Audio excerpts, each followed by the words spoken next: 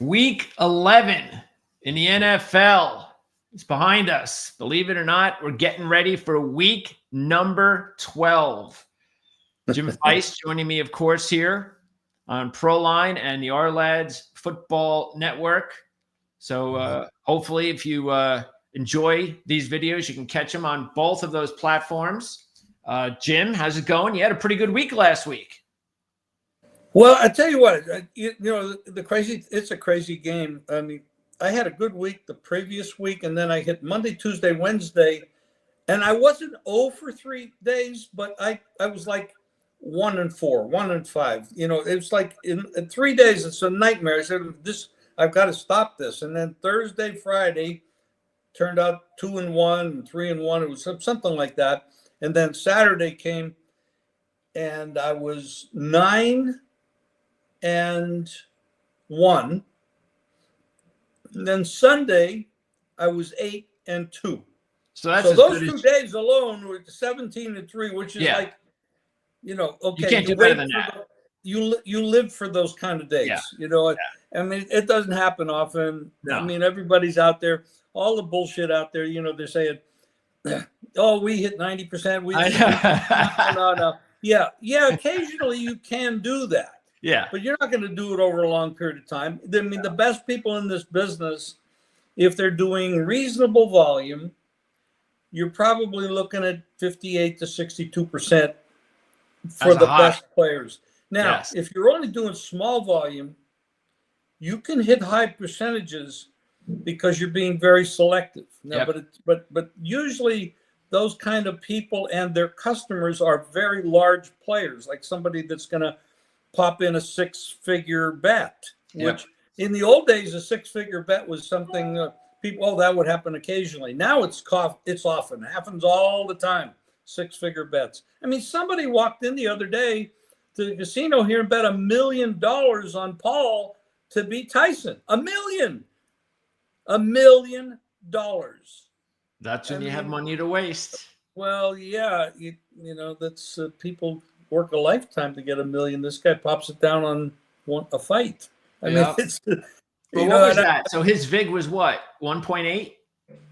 I think he did 140 at that time. Okay. It was very cheap actually at that point, but it went up as the fight went on. It got closer. It started to go up because people realized that the age was going to be a problem, and that of course Tyson had a knee issue. Yeah. Then he would have been better off the first before it got postponed. Yeah, he would have had a better shot. But still, you're not going to beat somebody. Generally speaking, you're not going to beat somebody that's 30 years younger than you. Yeah, I mean, you're in Vegas, so I know growing up there used to be so many awesome fights. Not just Tyson, but I mean, boxing was king. I went to a lot of them. Yeah, it's just a shame. I mean, what do you think is the biggest reason why the sport has been just decimated? Poor management. Basically corrupt management. It's the same thing. It's the same thing but different in horse racing. Horse racing should never have fallen apart, but the states got involved with taxing everything. And I mean, just on a win pool, it's 17% minimum tax pool. And if you get on the exotics, it goes up higher. I mean, now you not only have to pick what horse is going to win place or show, or then you have all these exotics, and the taxes are so high, you're not going to overcome it. It's impossible. It's impossible. What is so the taxes kick in at what point? Well, it's on everything. I mean, how much? All volume is taxed. Everything that's bad is taxed. Oh, okay. But it gets worse. It gets worse on the exotic bets. Got it. Okay. So, I mean, it's ridiculous.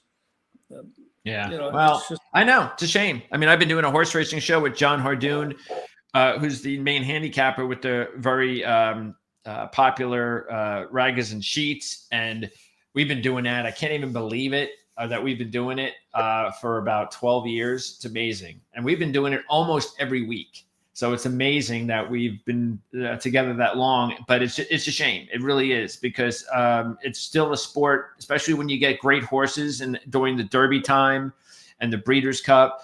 You just wish that it had better coverage. You just, you see all the crap that's on television nowadays It's like you can't find a way to have like a weekly, really good horse racing show every Saturday on network television. You can't figure that out. I mean, it's a shame. So, all right, we're talking football. So week 11's already in the books. And for the Dallas Cowboys last night, they're pretty happy about that. Well, there's an issue where the owner, who is the general manager and the coach, I know they have a coach, but he's not the coach. The boss, he's calling the shots. He makes the drafts. He does all that. I mean, you got to give credit where credit is due. He made a lot of money, and he bought the team, and it's the biggest and most expensive franchise. But he has destroyed this team. Yeah. In 27 years, they haven't been to a championship. They're America's team, but I don't know what America we're talking about because they're certainly not capable. And this is what happens when poor management comes into the game.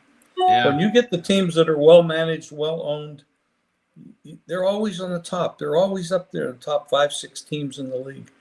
But when you have the bad owners, the bad coaches, they just never turn anything around. I think it's the same thing in business, unless you're really lucky, and you can be lucky. You can be bad at what you do and be lucky and still make a lot of money. But it's if you're going to be long standing, you're going to have longevity. It's usually because you have good ownership, good management. Yep. And it's not just luck. It's talent and skill. And that's where, like, an organization like the Detroit Lions, they have got to figure a way, now that they know the model, they have to figure a way to keep it, because it took a long time for them to get to this point.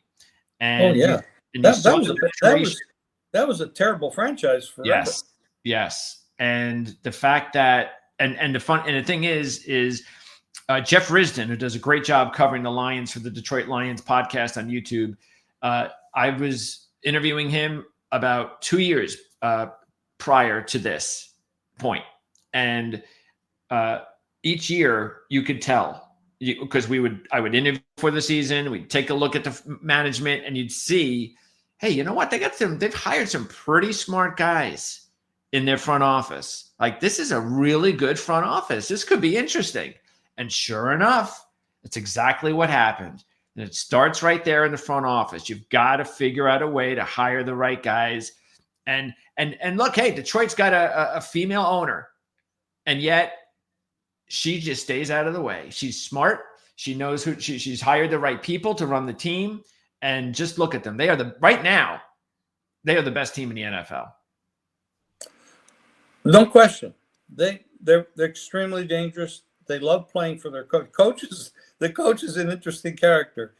I mean, I remember his first news conference, and he break knees and all that stuff. And they said, "Oh, you can't say kind of stuff like that."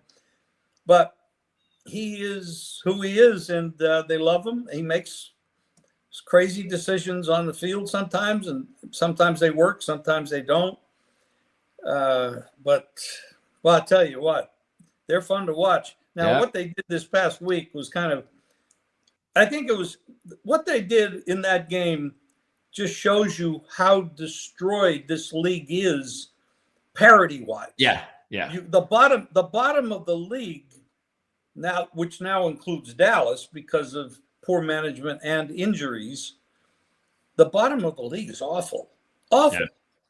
And this comes, and we started the season off with 16 different defensive and offensive coordinators with some brand new head coaches, and rookie quarterbacks, and it's a mess. And then you add on top of that the injuries. That's the shame. And I mean, I know you're a Jet fan, but not to pick on the Jets, but they started off with a good head coach in Saleh. He wasn't a great offensive coach. He's a great defensive coach. But there are defensive coaches that have done pretty well. And then they fire him, and the defense fell apart.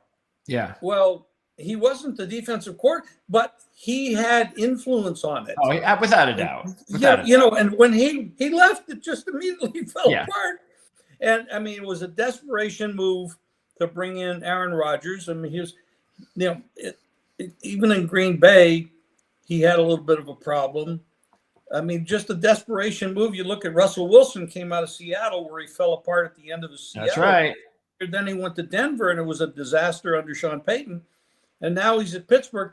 Yeah, they're winning, but he's not playing over the top greats. No, I mean, he's got a great team. That one interception he threw at the end in that game. Oh, that was awful. God, I can't believe what the hell he was thinking. I know. Jesus Christ. I mean, my dog could have done better than that. Yeah. So what are you doing? Okay, we all make mistakes. We all hope our mistakes aren't too costly in life and in football and in him. He is who he is. He had a great career. He's still going and they're still winning, but it's Tomlin. Tomlin. Whatever that man is doing, even with the craziest and the poorest offensive coordinators and the poorest and quarterbacks, he just knows how to grind out victories. Is he going to win the Super Bowl? Probably not.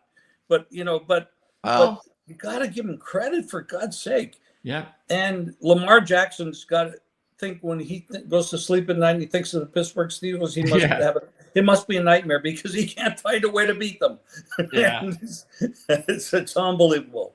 Well, that's the thing with it's interesting about that game too, because a little bit later on, Fields comes in and he slides early.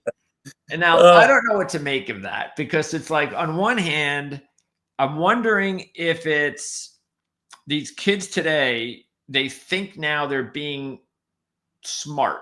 Like, I'm going to show everybody how smart I am by sliding here and doing it this way. Or is it just, they're just dumb? And it's like, why? Or is it they're not tough enough? Like, what are you sliding for in that situation? I'm not sure exactly what was going on in his mind, but it's like, that's just ridiculous if they don't get a first down there because he slid early. Yeah, and it's like the only plays in the game, and you think that, who the hell knows? I mean, it was stupid. Yeah. But, you got to remember something. Athletes are different than other people that have to make a living. Of course, yes. Cool. They're bigger, stronger, faster. They've been admired their entire lives because of their talents. And sometimes it's just like anything. It's a beautiful woman. She doesn't have to develop her personality because she walks into a room and the whole place changes. So that's not an indictment on everybody. It's just, it's the truth. A lot of the things you get for free in life cost you the most. And I mean, somebody told me that a long time ago, and it's true. When you have something, when it's so easy for you in one direction from one aspect of your life, you don't feel any need to develop anything else about your life. So, and that's why when you get that combination, when you get that athlete with the smarts, that's when those guys stick out, and that's when you get the really truly special ones. Peyton Manning, Tom Brady. Sure. I mean, just shows you something. You got, these people are not only athletic, super skilled, but they're also extremely smart. And besides Manning, you mentioned Brady, and I just mentioned Mahomes, and Brady and Mahomes. Brady goes in the 6th round. Mahomes goes mid to late 1st round, and it's like,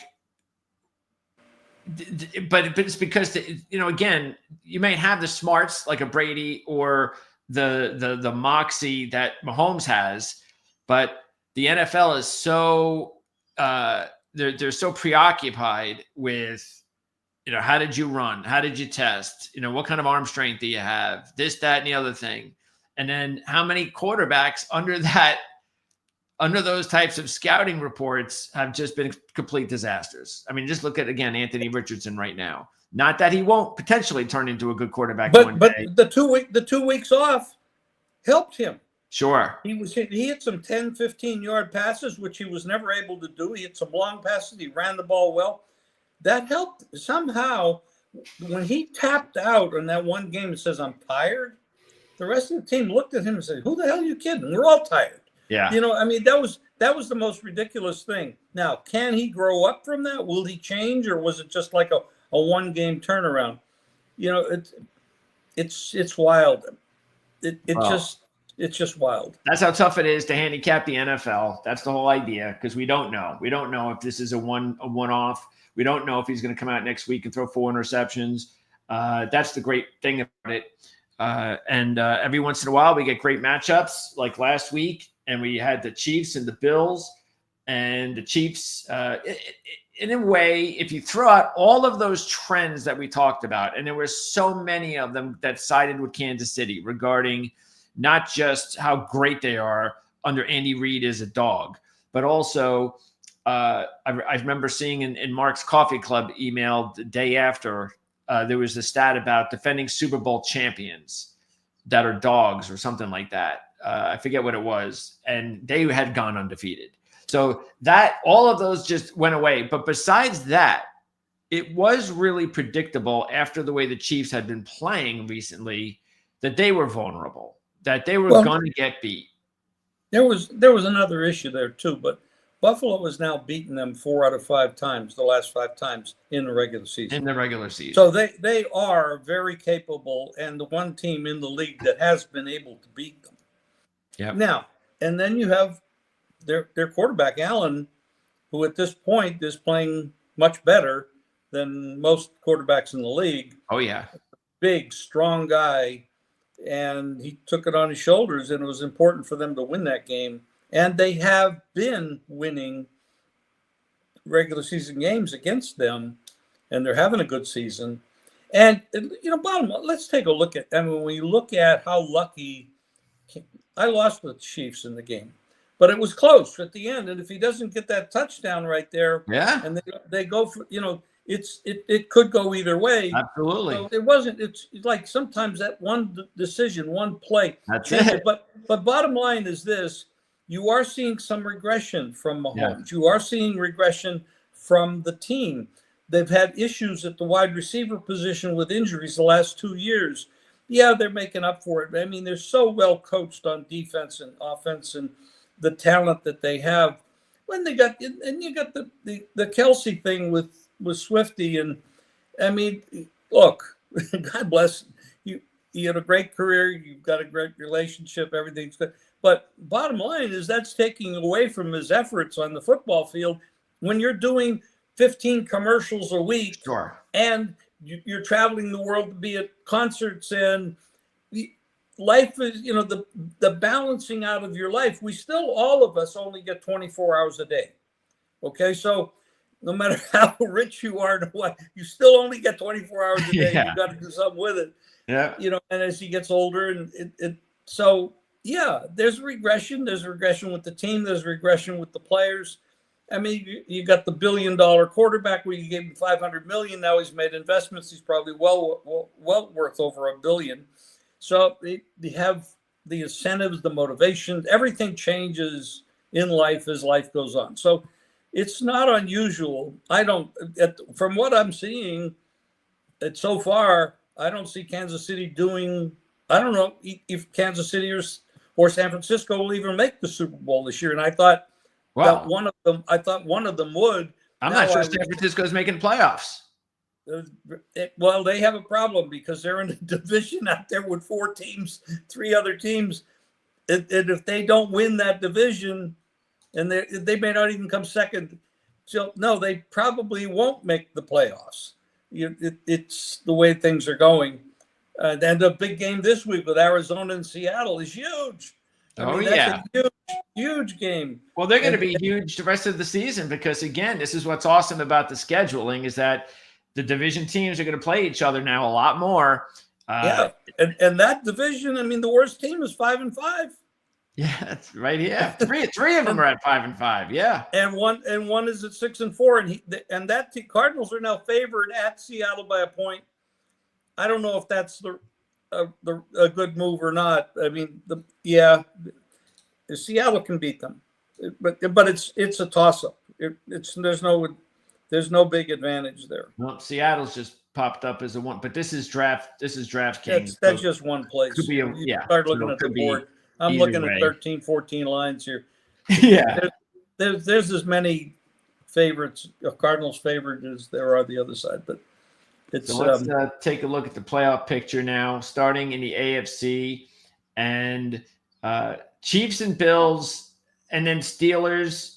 So you got those top three. Who do you think? Think the Bills are going to end up as the number one seed, especially since they now have the tiebreaker over the Chiefs?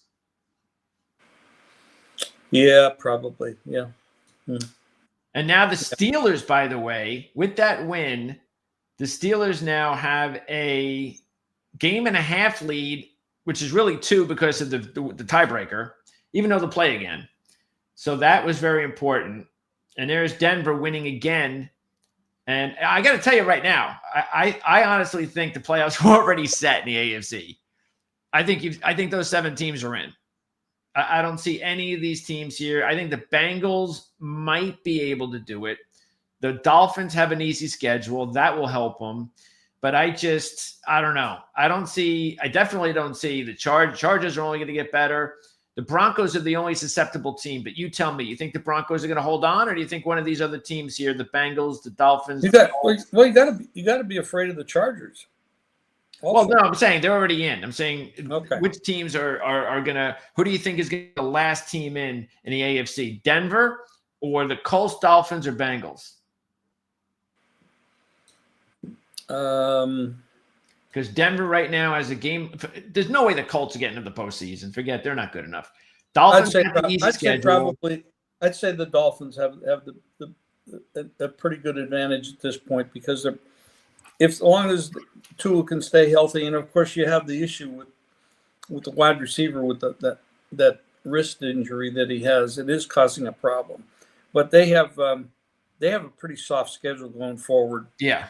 And Cincinnati gets the bye at the right time. And they're also in a very easy division. Yes. I mean, there's nobody in that division except the Bills.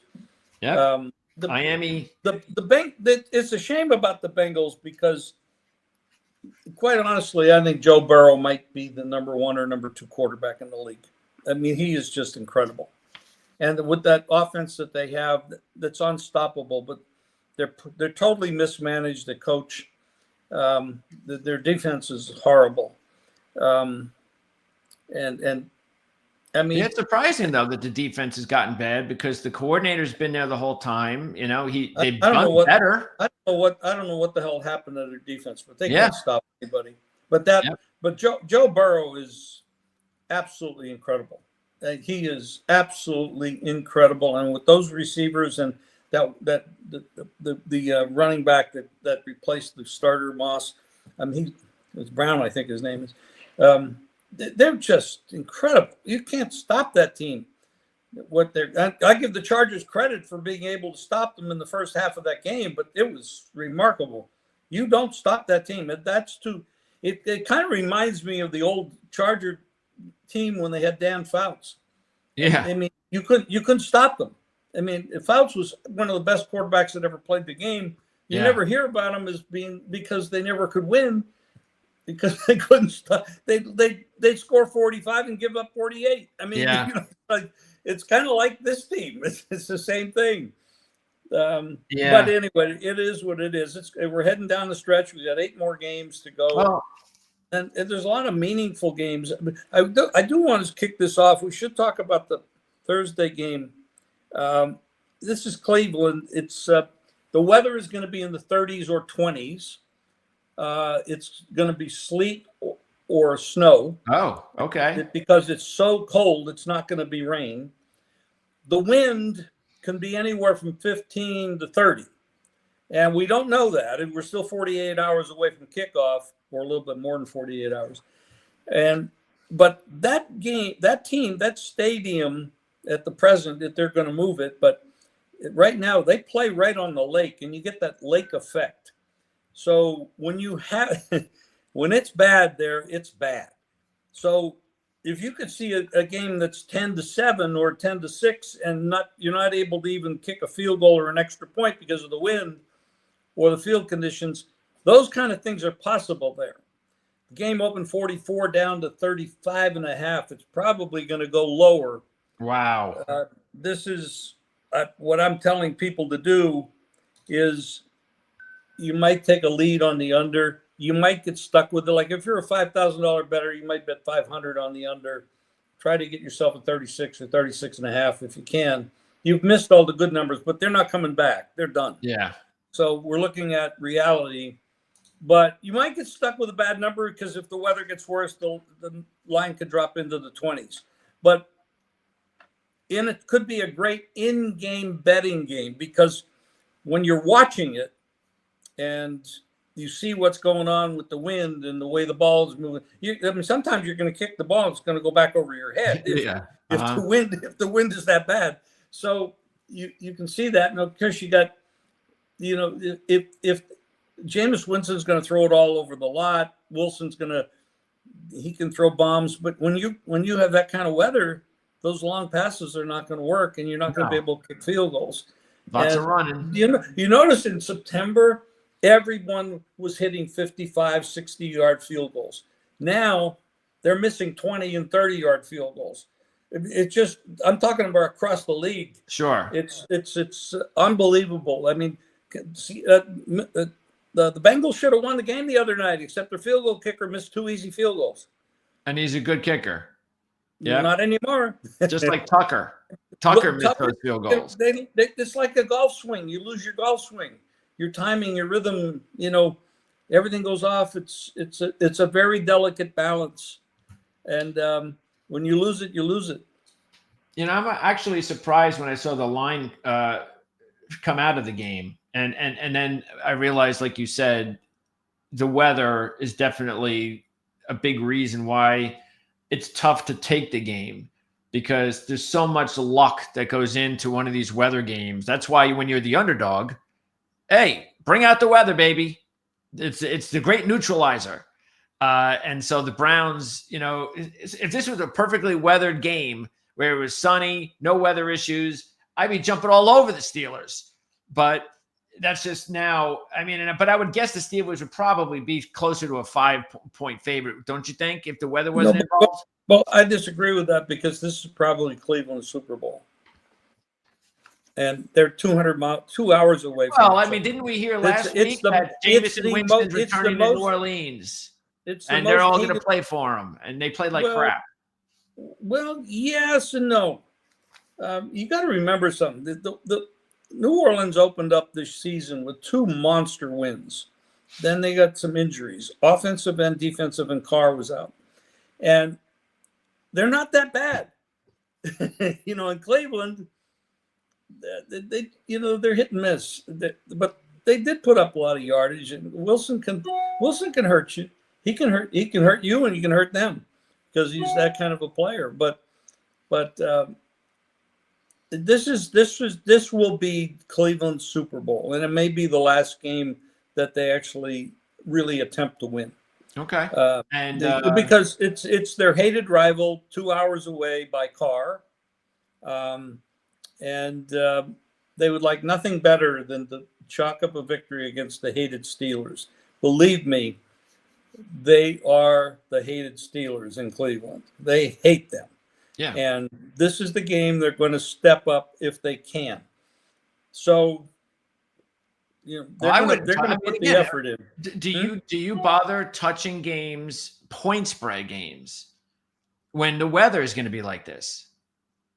Well, yeah, I'll take advances on games like this. Of course I will, because if you look to arbitrage the game. You try to get a good line, and sometimes you try to get a good middle.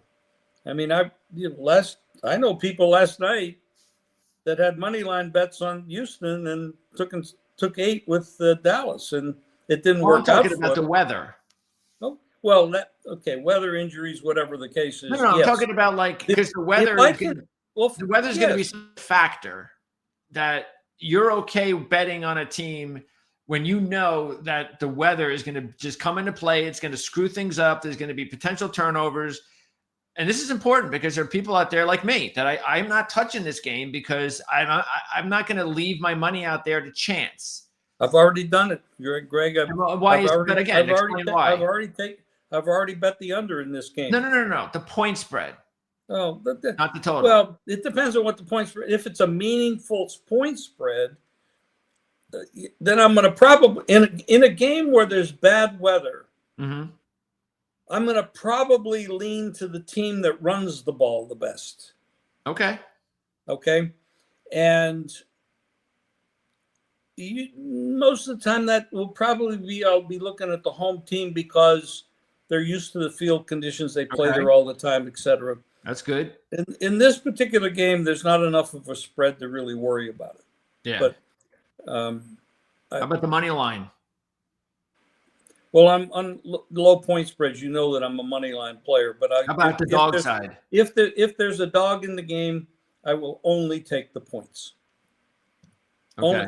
I just don't lay points when they're small numbers.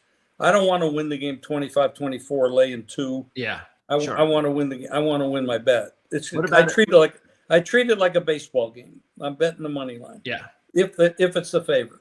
And how about the dog then? If you like the Browns, would you go with the money line at plus 160, or you'd rather have those points? If I'm a $500 bettor, I'd probably bet $400 plus the points and $100 on the money line. Okay. All right. So that's the game, by the way, because we're going to come back later this week and talk about week 12 in the NFL, but we won't be on the air before this game, most likely. We're probably checking in on Friday this week.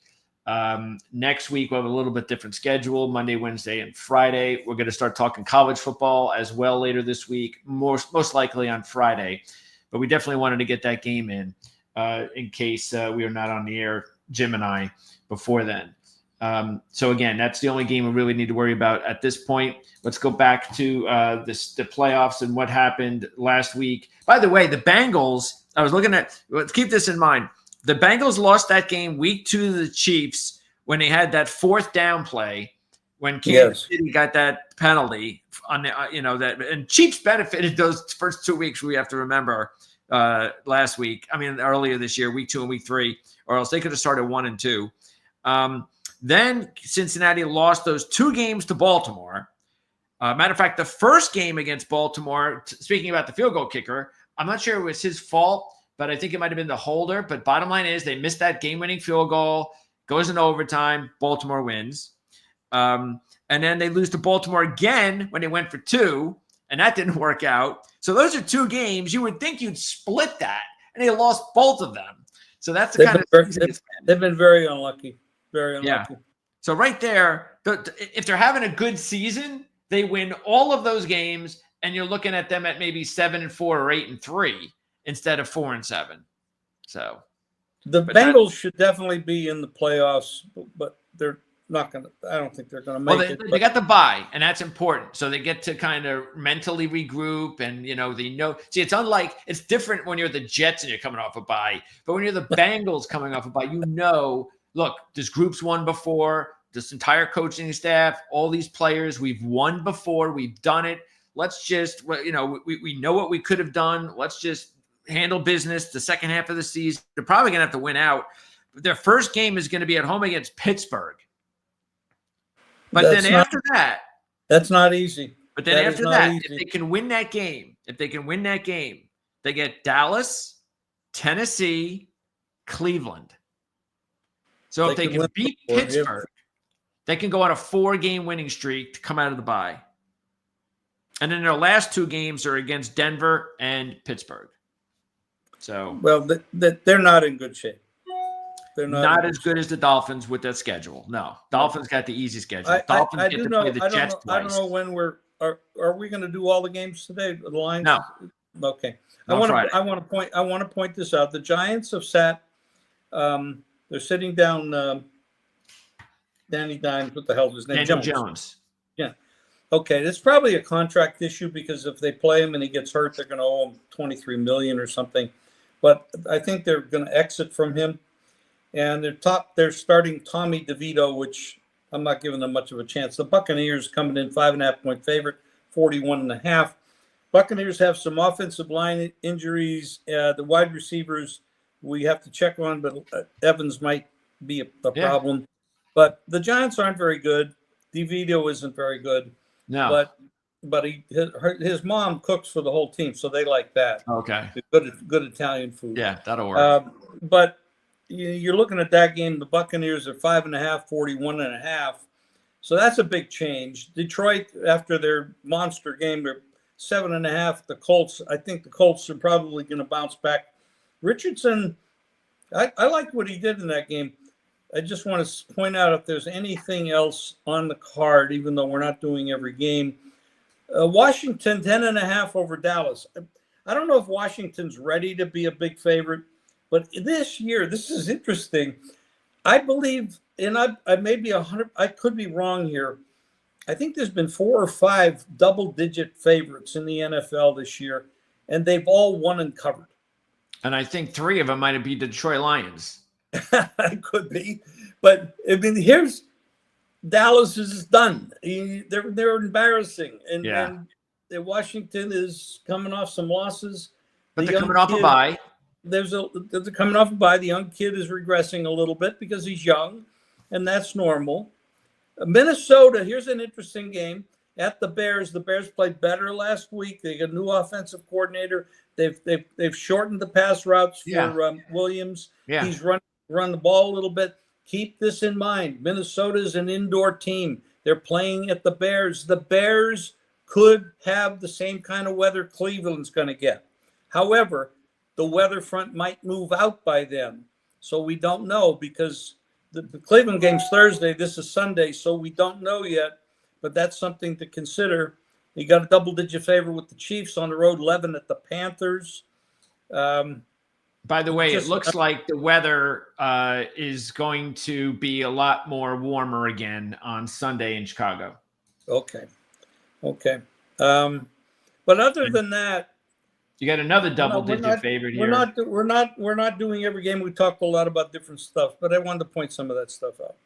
All right. And again, we're going to go over all these games and look out for Jim's video. Jim is going to have his early observation video, which actually you're going to record later today, I believe. Is that correct? Yes. Yeah. So Jim will go over the games and just give you a brief little tidbits here and there about each game, the lines and so forth. So keep an eye on that here on over on the ProLine channel, of course. So now taking a look at the NFC. What exactly is ProLine? The ProLine, when you go to YouTube and type in ProLine, what do you type in? Well, right now we don't have it set, but when we have it set, I'm just waiting for Mark to give final approval. So when Mark gives final approval, and I think he will, it's going to be ProLine TV, and that's how you can find us. So hopefully in the next couple days. I mean, we did some research the other day. It was Jim Feist, ProLine Sports, ProLine TV. Over the years, and I've been around 6 decades. I don't know how long YouTube's been around, but over the years, we used a lot of different ProLine addresses, and that was probably not the smartest thing in the world to do, but we didn't know what the hell we were doing then. It was the beginning of all of this social media stuff. And but I saw a video of me in 1985 on where? On Jim Feist. Jim Feist, ProLine Sports. 85. You know what? I was young. I was handsome. I had hair, and it wasn't gray. It's amazing.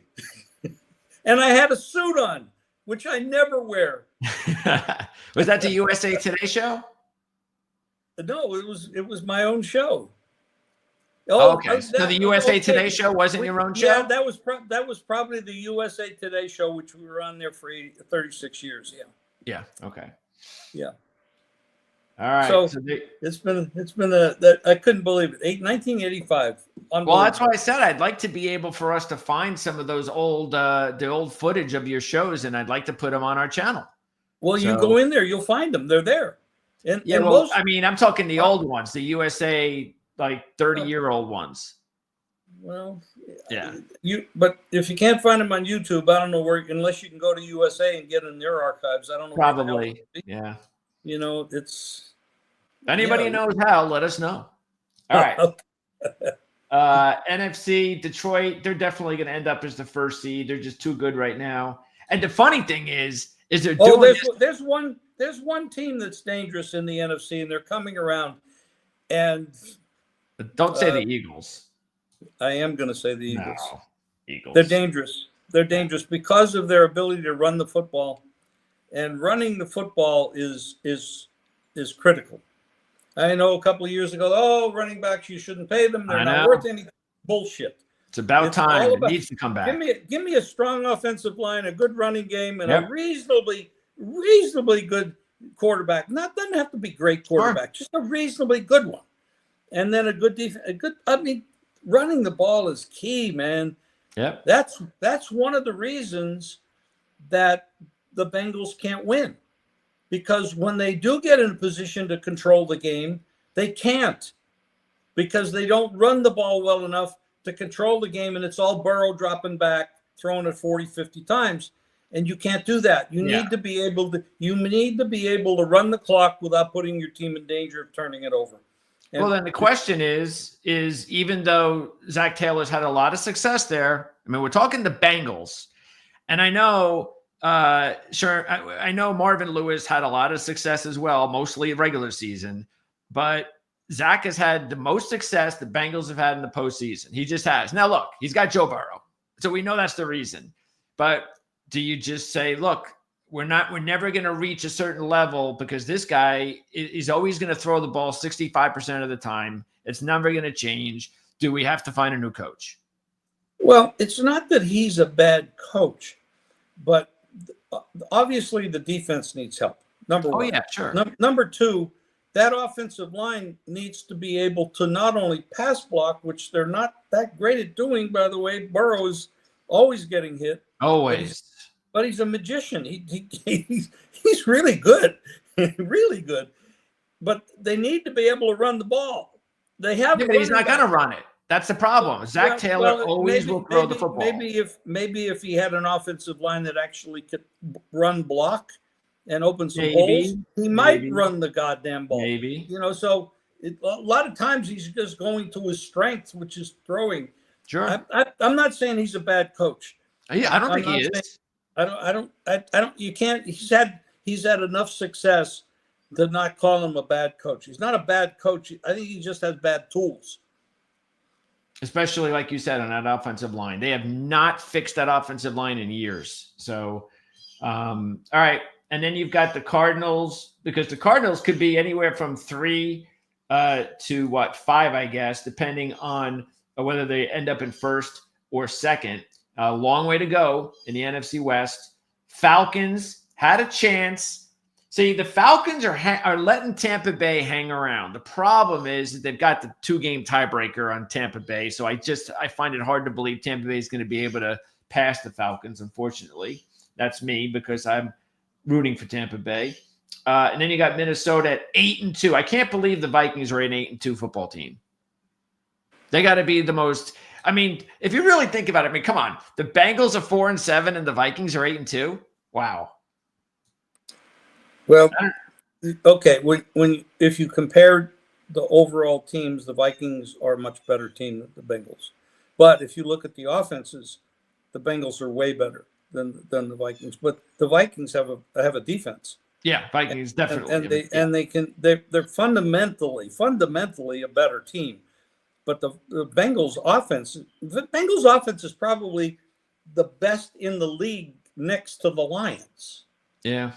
But when you look at their defense, it's a disaster. Packers. See, we talked about this last week, that how the Packers needed to kind of regroup after the way they ended going into the bye, that they were just, even when they were winning games, it wasn't really convincing. And then they lose that blowout to the Lions. They go into the bye, and here they got the Bears struggling mightily. Everybody's criticizing the Bears. They've won 10 straight up and against the spread against the Bears, and they should have lost the game. They blocked the kick like the Chiefs. They win another ugly game. And I don't know. There's something about the Packers right now. They just haven't been able to kind of pick it up. Now, look, they got time. All they got to do is get hot at the right time at the end of the season. But they're not playing as well as we thought that they were going to play so far. Well, you're right about that. There have been some issues. They've had some injuries. Jordan Love, he is a turnover machine. He makes a lot of mistakes. And let's just say he's careless. He throws the ball. Yeah. He's very talented. He's a great throwing motion, throws a great ball, but he makes really, really bad decisions. And I mean, even in the playoff game last year with the cross-body, across-the-field throw that got intercepted, that's a Brett Favre decision. I mean, you're not going to win unless you can curtail your leader from making really dumb decisions. And he is doing that. Because remember last year, he was really erratic the first half of the season. I mean, everybody was nervous about the way he was playing. And then what happened? Second half of the season, he got on fire. So that's what you got to hope. Sometimes success goes to your head. Sometimes it does, especially the money. He's making all the money now. But they've got an advantage. They can turn to Josh Jacobs and they can run the football. So that's really been why the Packers are a good team. Yeah. They're not a championship team, but they're a good team. Well, not right now. They're not. Nope. And there's Washington. And then you've got the really good teams in the NFC on the outs. The Rams, Seattle, San Francisco at 5-5, and the Bucs at 4-6. You got these four teams that are going to try to catch one of these teams, and I don't know. By the way, I gotta point this out. The Commanders' head coach is Quinn. He was with Dallas last year. Yes. Commanders have the new young quarterback. Dallas is without their quarterback. They're not looking good. They have not played well. And guess who plays who this week? Yeah. Dallas at Washington. I'll tell you, Dan Quinn would probably love to stick it to Dallas. Okay. Well, and I'm not when you're given 10 points, that's important. It takes a lot to be able to win and cover those kind of numbers. Yep. But I'll tell you what, that is a side narrative that I think you should consider. Okay. They're coming off losses, the Commanders. They're still in the running for that division. And, there's a possibility that the Eagles could go out and lose to the Rams. Sure. So this is a very, very important game for the Commanders to have a shot at that division. You can't lose to the Cowboys. Come on.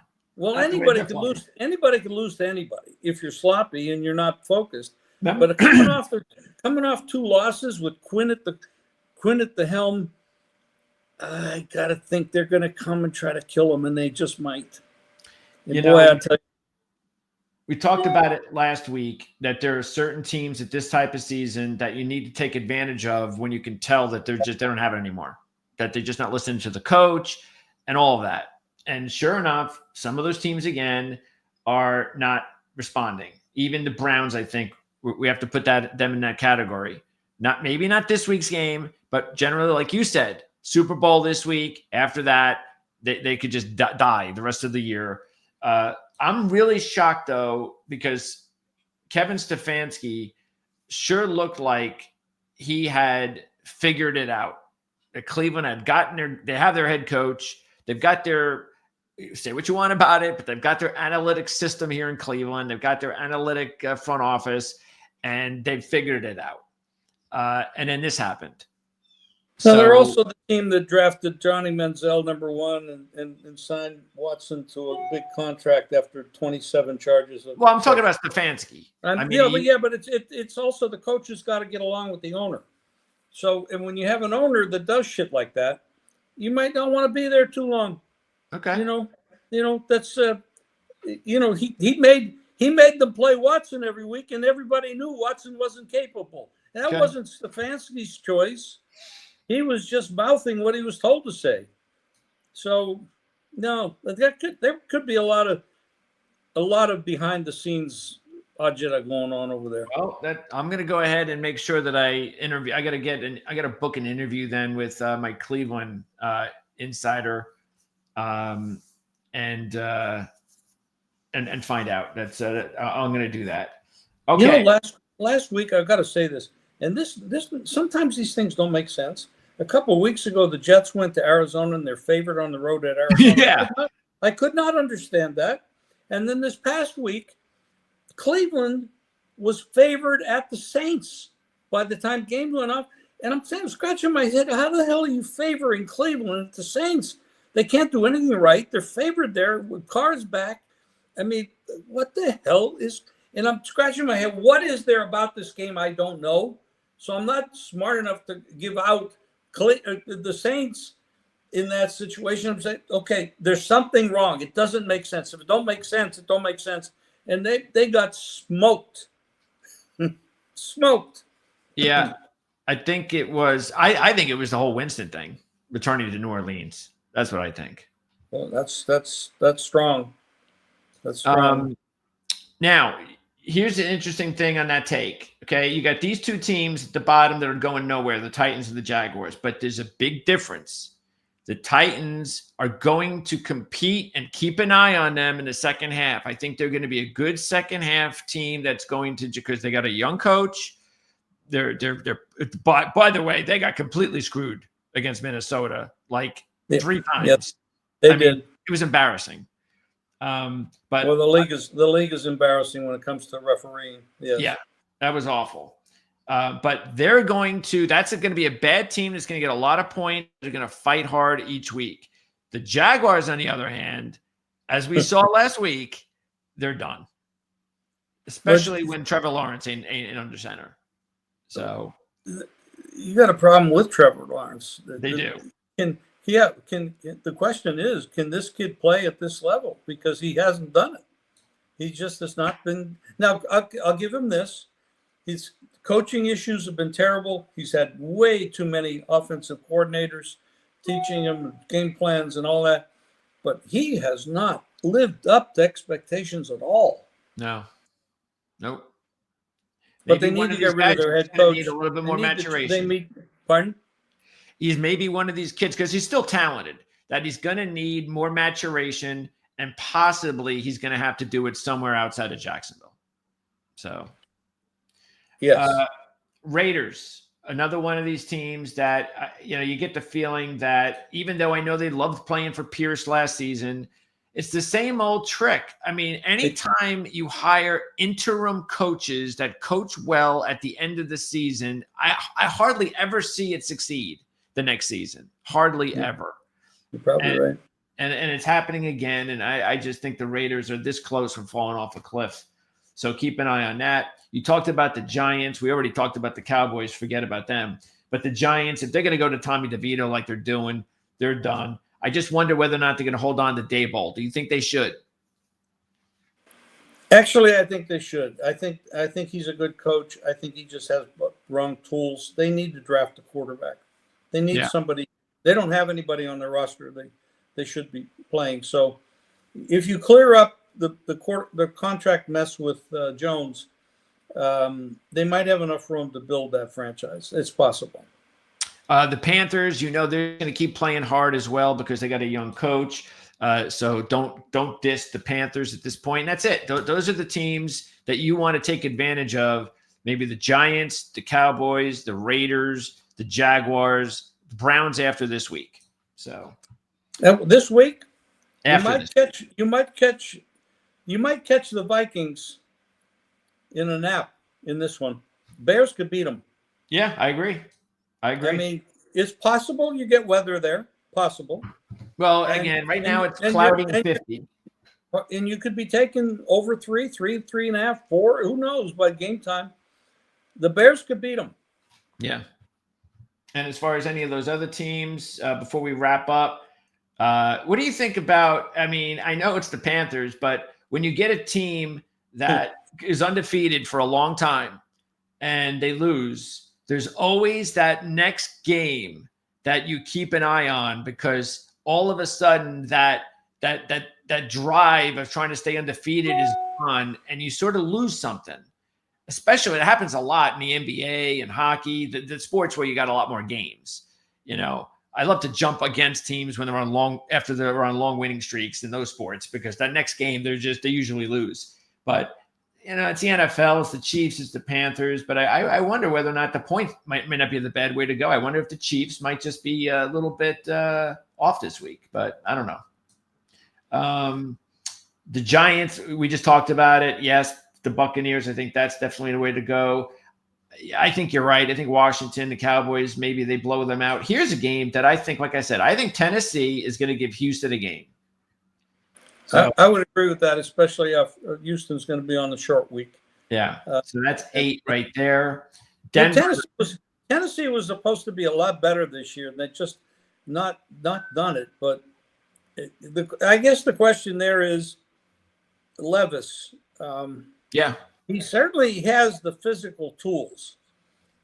He is very prone to making mistakes. Can you coach that out of him? I don't know. But if he could stop making the mistakes, he has the physical tools to play. Yeah. Well, he's another young kid that really needs time. Like, I remember when I heard about him a few years ago, the year before he was drafted, I remember somebody telling me, because we were talking about next year's draft or something like that, and I heard someone telling me about Levis, and I go, who? Yeah, the quarterback for Kentucky. I go, I don't know what you're talking about. So I had to find out who the hell they were talking about. And then I go, oh, that guy, the guy from Penn State. I go, okay, why do you think this guy should be like a top what? And so obviously I started paying more attention to him, and it's like, I don't know what you're talking about. I mean, this guy's not a top 5 quarterback. He needs time. You know, he's, like you said, I think people just fell in love with what he has, all the little intangibles that you're looking for, like we talked about before, the arm strength, the toughness. He's got all that, but he needs experience. And he's got the right guy. He's got Callahan. He's got the right guy. He's coming off, just like Richardson. He had time off. He played pretty well last week. He didn't put up big numbers, but he improved. He made decisions quicker. He didn't turn the ball over like he had in the past. So I do think Will Levis has a shot to have a good second half, so keep an eye on that. Denver and the Raiders, another team that could just plunder. I mean, Denver might be a good play this week. They're playing well. And I think that's it as far as the matchups with some of those really bad teams this week.